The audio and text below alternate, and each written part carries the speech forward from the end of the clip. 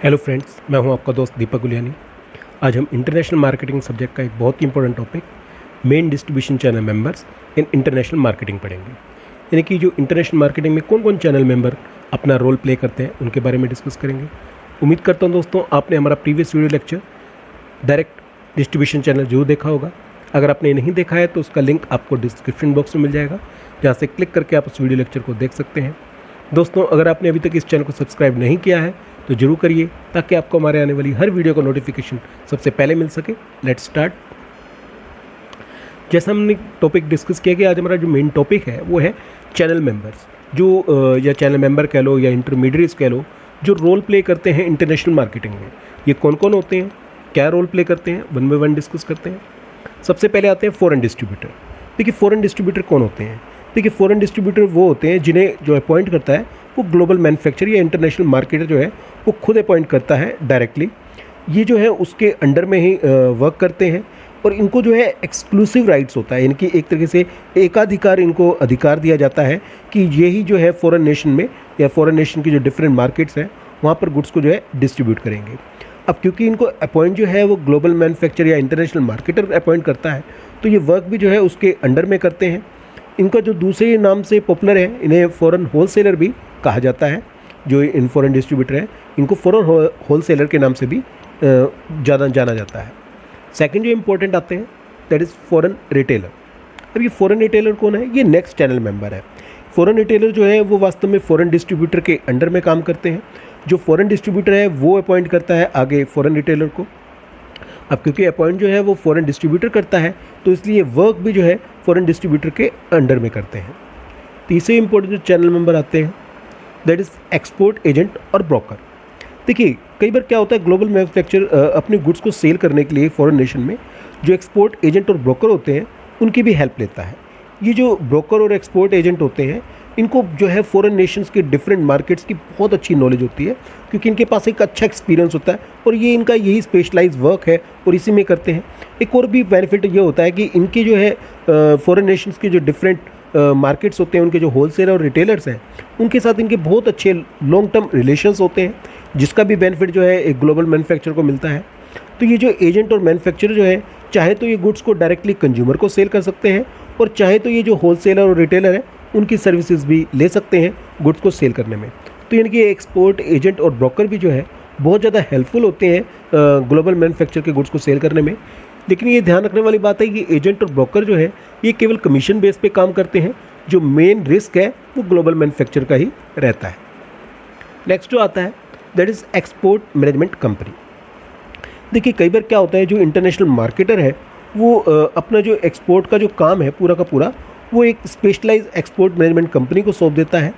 ये जो कंपनी है ये मैनेज की जाती है कुछ स्पेशलाइज पर्सन के द्वारा, और ये जो स्पेशलाइज पर्सन होते हैं इन्हें फॉरेन ट्रेड की बहुत अच्छी नॉलेज होती है, क्योंकि इन्होंने उसमें डिग्री गेट की होती है, इनके पास एक अच्छा एक्सपीरियंस होता है, तो उसका बड़ा बेनिफिट जो है ग्लोबल मैन्युफैक्चर को मिलता है। तो ये जो एक्सपोर्ट मैनेजमेंट कंपनी है ये कई एक्सपोर्टर के लिए वर्क करती है, खाली एक ही एक्सपोर्टर के लिए वर्क नहीं करती। लेकिन ये इस चीज़ का भी ध्यान रखती है कि जो उनके जो करंट क्लाइंट्स हैं उनके किसी कम्पिटिटिव का जो प्रोडक्ट है उसको ये डिस्ट्रीब्यूट करने की या सेल करने की जो एग्रीमेंट है वो नहीं करते। यानी कि केवल उन्हीं अपने जो करंट क्लाइंट्स हैं उन्हीं के जो कम्पिटिटर हैं उनके प्रोडक्ट को नहीं बेचते, लेकिन उनके जो कॉम्प्लीमेंट्री है उन प्रोडक्ट को जरूर बेचते हैं, या कोई अनरिलेटेड प्रोडक्ट है उनको जरूर बेचते हैं। तो इनको ये ध्यान रखना होता है कि कभी भी जो है कॉन्फ्लिक्ट ऑफ इंटरेस्ट पैदा ना हो, क्योंकि जो देखिए जो कॉन्फ्लिक्ट ऑफ इंटरेस्ट पैदा हो गया तो उसमें क्या होगा कि जो एक्सपोर्ट मैनेजमेंट कंपनी है वो कंफ्यूज हो जाएगी कि उसे किसको अपनी बेटर सर्विसेज देनी है, किसका जो प्रोडक्ट है उसको सेल करने में ज़्यादा एफर्ट्स लगाने हैं। तो इसलिए जो है ये ध्यान रखते हैं कि कम्पिटिटिव प्रोडक्ट्स जो है वो उनका ऑर्डर अपने पास ना रखें। वन ऑफ द इम्पोर्टेंट जो चैनल मेंबर आता है दैट इज़ एक्सपोर्ट ड्रॉप शिपर। देखिए, ये क्या है, ये क्या करते हैं, ये जो है एक्सपोर्टर और इम्पोर्टर के बीच में एक तरीके से कड़ी का काम करते हैं, उनको मिलाने का काम करते हैं। इनको जो है पहले तो ये ना एक्सपोर्टर के गुड्स के बारे में अच्छी तरह नॉलेज गेट करते हैं। ये जानते हैं कि एक्सपोर्टर का गुड्स क्या है, उसकी क्या टेक्निकल नेचर है, उसकी क्या खासियत है। उस नॉलेज को पूरी तरह से पहले एक्वायर करते हैं ताकि एक्सपोर्टर के गुड्स को वो अच्छी तरह पहचान लें। फिर उस गुड्स के नेचर के अकॉर्डिंग, उसकी नीड के अकॉर्डिंग जो है वो उसके एक सूटेबल बायर, एक उपयुक्त जो है बायर या इम्पोर्टर सर्च करते हैं। जब उनको ये इम्पोर्टर मिल जाता है तो उसके बाद जो है वो उसको मिलाते हैं किससे, एक्सपोर्टर से। अब उसके बाद जो है एक्सपोर्टर जो है गुड्स डायरेक्टली सप्लाई कर देता है इंपोर्टर को, तो ये एक बेनिफिट मिलता है। तो यानी कि इनका जो मेन काम होता है वो होता है एक्सपोर्टर और इंपोर्टर को मिलाना। यानी कि देखो, एक्सपोर्टर को जो है इंपोर्टर की तलाश होती है कि वो अपने गुड्स को बेच सके, इसी तरीके से जो है इंपोर्टर को भी एक्सपोर्टर की तलाश होती है कि जो उसकी रिक्वायरमेंट के अकॉर्डिंग जो है गुड्स को सप्लाई कर सके। तो ये जो इंटरमीडिएटरी हैं इनको अलग नाम से भी जाना जाता है, इन्हें जो है डेस्क जॉबर या केबल मर्चेंट के नाम से भी जाना जाता है। तो ये क्योंकि जस्ट लाइक केबल कनेक्ट करती है, इस तरीके से ये कनेक्शन का काम करते हैं। और डेस्क जॉबर इसलिए क्योंकि जॉबिंग का काम करते हैं, जॉबर का काम भी यही होता है कि कनेक्शन करवाना, एक दूसरे को जो है ट्रांजैक्शन को कंप्लीट करवाना। एक और जो चैनल मेंबर आता है दैट इज़ एक्सपोर्ट मर्चेंट। अब ये एक्सपोर्ट मर्चेंट है तो नेचुरल बात है ट्रेडर है, इनका ये जो है प्रॉफिट के लिए काम करता है, ना कि कमीशन के लिए। तो ये क्या करते हैं कि ये जो गुड्स है ग्लोबल मैन्युफैक्चर से डायरेक्टली बाय कर लेते हैं।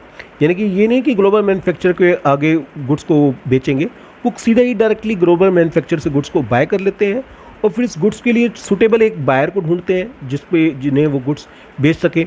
और ये उन बायर को ये जो गुड्स हैं अपने खुद के नाम से, अपने खुद के ब्रांड नेम से बेचते हैं। और ये जो लोग हैं ये प्रॉफिट के लिए वर्क करते हैं, ना कि कमीशन के लिए। तो ये जो है एक इंडिपेंडेंट एक्टिविटी होती है, क्योंकि एक इंडिपेंडेंट है, इनका जो है ग्लोबल मैन्युफैक्चर से बिल्कुल कोई डायरेक्टली लिंक नहीं होता। तो ये खुद के लिए काम करते हैं। इनका जो मकसद होता है रिस्क लेना है, ताकि रिस्क के बदले में जो है ये प्रॉफिट को अर्न कर सके, ये इनका मेन मकसद होता है। वन ऑफ द नेक्स्ट जो चैनल मेंबर आता है that is government controlled trading company. अब कई कंट्रीज़ में क्या होता है कि गवर्नमेंट ने ना पूरा कंट्रोल कर रखा होता है कि कुछ पर्टिकुलर गुड्स का जो इम्पोर्ट है वो खुद ही करेगी। तो ऐसे केस में जो इन गुड्स का जो इम्पोर्ट है वो उस गवर्नमेंट की जो ऑथराइज जो एजेंसी होती है, जो गवर्नमेंट की कंट्रोल्ड ट्रेडिंग कंपनी है, वही इंपोर्ट कर सकती है, और उस नेशन का कोई भी जो पर्सन या कोई एजेंसी या कोई कंपनी उस गुड्स को इंपोर्ट नहीं कर सकती। अब ऐसे केस में इंटरनेशनल जो मैन्युफैक्चरर है, ग्लोबल मैन्युफैक्चरर है, उसके पास कोई दूसरा ऑप्शन ही नहीं रहता। तो उसे क्या करना पड़ता है, इस गवर्नमेंट कंट्रोल ट्रेडिंग कंपनी से कनेक्शन करना पड़ता है, उससे कॉन्टैक्ट करना पड़ता है और अपना जो गुड्स है उस कंपनी को बेचना होता है। फिर वो जो कंपनी है वो अपने नेशन में जो है गुड्स को बेचेगी, क्योंकि यहाँ पर पूरा का पूरा जो कंट्रोल है उस गवर्नमेंट का है, उस गवर्नमेंट ट्रेडिंग कंपनी का है। तो ये जो गवर्नमेंट ट्रेडिंग कंपनी ये भी एक बहुत बड़ा रोल प्ले करती हैं गुड्स को डिस्ट्रीब्यूट करने में। ऐसा आजकल के टाइम में कि जब लिबरलाइजेशन, ग्लोबलाइजेशन हो गया है, तो ऐसा बहुत कम रह गया है, लेकिन कुछ एक नेशंस में आज भी है और कुछ एक पर्टिकुलर प्रोडक्ट में ही है, ज़्यादातर प्रोडक्ट में ये पॉपुलर नहीं है। तो उम्मीद करता हूँ दोस्तों आपको ये चैनल मेंबर बिल्कुल क्लियर हो गए होंगे।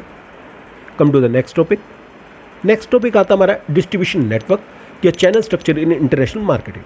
वास्तव में डिस्ट्रीब्यूशन नेटवर्क या चैनल स्ट्रक्चर वर्क कैसे करता है, इसको हम ध्यान से समझेंगे। एक फ्लो चार्ट के द्वारा हम डिस्कस करेंगे इसको।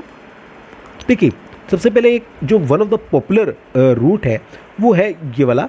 इसमें क्या होता है कि जो इंटरनेशनल मार्केटर है वो गुड्स को सेल करता है। किसको गुड्स सेल करता है? वो गुड्स सेल करता है होलसेलर को या डिस्ट्रीब्यूटर को। उसके बाद ये होलसेलर और डिस्ट्रीब्यूटर है, ये गुड्स सेल करते हैं रिटेलर्स को, और फाइनली जो रिटेलर्स क्या करता है वो गुड्स सेल करता है कंज्यूमर्स को।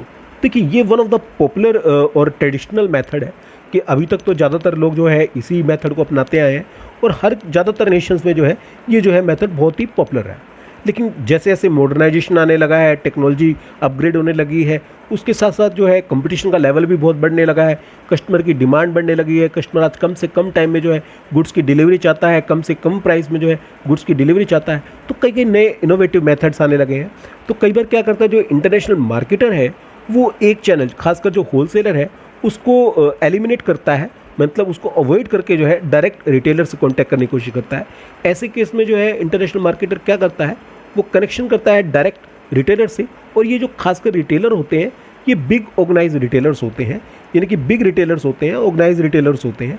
तो ऐसे केस में जो इंटरनेशनल मार्केटर है वो होलसेलर से कांटेक्ट ना करके इन बड़े बड़े रिटेलर से कांटेक्ट करता है और उनको डायरेक्टली गुड्स बेचता है। फिर ये रिटेलर जो है गुड्स को बेचते हैं अल्टीमेट कंज्यूमर्स को। इसका बेनिफिट ये होता है क्योंकि एक चैनल मेंबर कम हो गया तो उससे जो उसका जो मार्जिन है वो भी कम हो जाएगा, तो कमीशन कम होगा, तो उससे क्या कॉस्ट ऑफ प्रोडक्ट है वो भी कम होगी, और जिससे जो गुड्स है वो कंज्यूमर को कम प्राइस पे अवेलेबल होगा। अब बड़े बड़े आप जो बड़े बड़े स्टोर्स देखते हैं शॉपिंग मॉल्स में, just like Reliance fresh store है या इजी डे है, बड़े बड़े स्टोर्स हैं। ये इसीलिए पॉपुलर है क्योंकि वहाँ पर जो है सीधा मैन्युफैक्चरर से गुड्स जो है उन चैनल मेंबर के पास आ रहा है, रिटेलर बिग रिटेलर के पास आ रहा है और रिटेलर से डायरेक्ट कंज्यूमर के पास पहुँच रहा है, जिसलिए ये जो गुड्स है बहुत चीप रेट पे अवेलेबल हो जाते हैं कंज्यूमर को। लेकिन आज के टाइम में एक और इनोवेटिव मेथड आ गया कि इंटरनेशनल मार्केटर जो है वो होलसेलर डिस्ट्रीब्यूटर को ही एलिमिनेट नहीं करता, अवॉइड नहीं करता, बल्कि वो रिटेलर को भी क्रॉस कर देता है, उसको भी ओवरटेक कर लेता है और डायरेक्टली कंज्यूमर से कांटेक्ट करता है। ऐसे केस में क्या होता है, वो डायरेक्ट कंज्यूमर से कांटेक्ट करता है किसके माध्यम से, ऑनलाइन सेल के माध्यम से। आज बड़े बड़े जो इंटरनेशनल मार्केटर मैन्युफैक्चरर आ गए हैं, मार्केटर आ गए हैं, वो क्या करते हैं कि कंज्यूमर से डायरेक्ट कांटेक्ट करते हैं। वो अपनी खुद की ऐप बनाते हैं, खुद की वेबसाइट बनाते हैं, जहां पर कंज्यूमर जो है आसानी से ऑर्डर दे सकते हैं और उनके ऑर्डर के अकॉर्डिंग जो है वो उनको गुड्स डिलीवर भी कर देते हैं वन ऑफ द फेमस और रिलायबल कोरियर कंपनी के द्वारा, जिससे कि गुड्स उनको टाइमली डिलीवर हो जाए। और कस्टमर के लिए भी आसानी है, उसको भी जो पेमेंट है वो नकद नहीं करनी होती, वो पेमेंट भी जो है इंटरनेट के माध्यम से करता है, या तो क्रेडिट कार्ड या डेबिट कार्ड या net banking, there are so many methods, जिससे फ़ायदा है इंटरनेशनल मार्केट के पास पेमेंट तुरंत पहुंच जाती है और कंज्यूमर को फ़ायदा यह है क्योंकि डिफरेंट जो चैनल मेंबर हैं वो एलिमिनेट हो गए, तो जो गुड्स है वो बहुत से बहुत कम प्राइस पे जो है कंज्यूमर को आसानी से अवेलेबल हो जाता है। तो इन पहला रूट जो हमने पढ़ा वो ट्रेडिशनल था, जिसमें इंटरनेशनल मार्केटर जो है वो होलसेलर, डिस्ट्रीब्यूटर, रिटेलर और कंज्यूमर के द्वारा जाता है। दूसरा रूट पढ़ा हमने जिसमें वो बिग रिटेल ऑर्गेनाइज सेक्टर के द्वारा जाता है, होलसेलर को एलिमिनेट करके। तीसरा जो रूट हमने पढ़ा वो डायरेक्ट कंज्यूमर पढ़ा, जिसमें वो ऑनलाइन सेल के थ्रू कंज्यूमर से कॉन्टैक्ट करता है। लेकिन अगर कई बार क्या होता है कि जो इंटरनेशनल मार्केटर है उसके पास इतना एक्सपीरियंस नहीं है, और ख़ासकर उस नेशन का जिसमें वो गुड्स को बेचना चाहता है, तो उस केस में जो है चौथा रूट जो है फेमस रहता है। ऐसे केस में क्या करता है इंटरनेशनल मार्केटर, वो एक्सपोर्ट एजेंट या ब्रोकर से कांटेक्ट करता है और अपना गुड्स जो है उन एक्सपोर्ट एजेंट या ब्रोकर को भेज देता है। अब जो है एक्सपोर्ट एजेंट या ब्रोकर जो है वो गुड्स को कंज्यूमर तक पहुँचाएंगे। वो गुड्स को कैसे कंज्यूमर तक पहुँचाएंगे, वो कईयों की हेल्प ले सकते हैं। वो चाहे तो होलसेलर से हेल्प ले सकते हैं, फिर होलसेलर आगे रिटेलर को, रिटेलर जो है फिर कंज्यूमर को, या फिर वो डायरेक्टली रिटेलर को भेज सकते हैं। उसके द्वारा क्या होगा कि एक्सपोर्ट एजेंट जो है वो रिटेलर को गुड्स देंगे और रिटेलर से जो गुड्स है वो कंज्यूमर तक पहुंचेगा। और एक और ऑप्शन भी होता है कि वो डायरेक्टली कंज्यूमर से खुद भी कांटेक्ट कर सकते हैं अपने आउटलेट्स के द्वारा, अपने प्लेटफॉर्म के द्वारा। तो ये जो चार है one of the famous route है डिस्ट्रीब्यूशन नेटवर्क के। तो ये चारों रूट आई थिंक आपको क्लियर हो गए होंगे। दोस्तों, इस सब्सक्राइब बटन को दबा के चैनल को सब्सक्राइब करना मत भूलिएगा। अगर आपको ये वीडियो पसंद आई है तो इसको जरूर लाइक करिएगा। आप इस वीडियो को अपने दोस्तों के साथ शेयर कर सकते हैं। और आज हमने जो भी टॉपिक डिस्कस किया उससे रिलेटेड आपकी कोई भी क्वेरी है, कोई भी सजेशन है, आप उस क्वेरी और सजेशन को कमेंट बॉक्स में डाल सकते हैं। तो मिलते हैं दोस्तों एक नए वीडियो लेक्चर के साथ बहुत जल्दी। Thank you.